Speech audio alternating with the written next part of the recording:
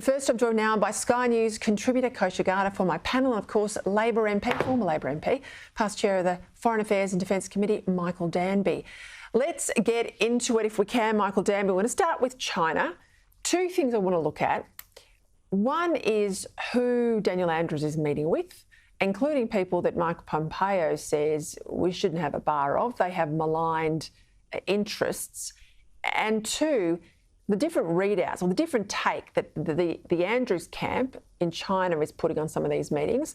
And I think the very obsequious line put out by the Chinese, which of course is being funneled back into places like Aston, high Chinese population, and voting in the by-election on Saturday. Start with Pompeo. China's dictator Xi says that the United Front, who Pompeo was talking about and with whom Premier Dan is meeting, is China's magic weapon.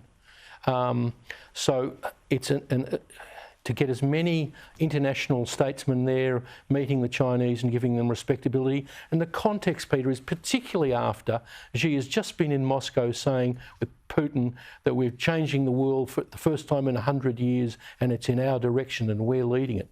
I mean, fair go. This is the context in which Dan is meeting with them. Now, of course, what would be regarded as rather bland by Australians of him talking about students will be fed back via WeChat and Weibo into Australia. It may mean nothing to the average person on the street, but to some of the voters, Chinese Australians will be impressed by that.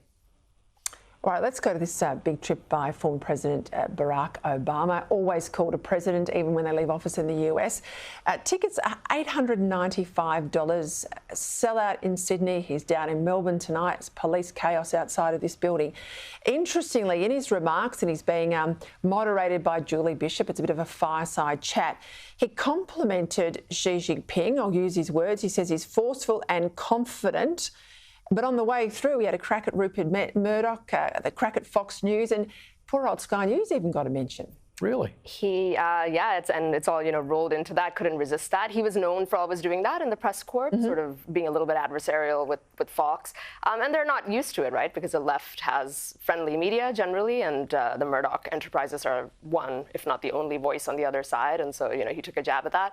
In terms of praising Xi Jinping, he did that. He also at the same time sort of gave himself a pat on the back by saying that China behaved itself more under him and has been different after he left. I think, that's easy to say. Of course, he would say that. Who wouldn't? But I don't think that's true. He gave away the South China Sea. That's not true.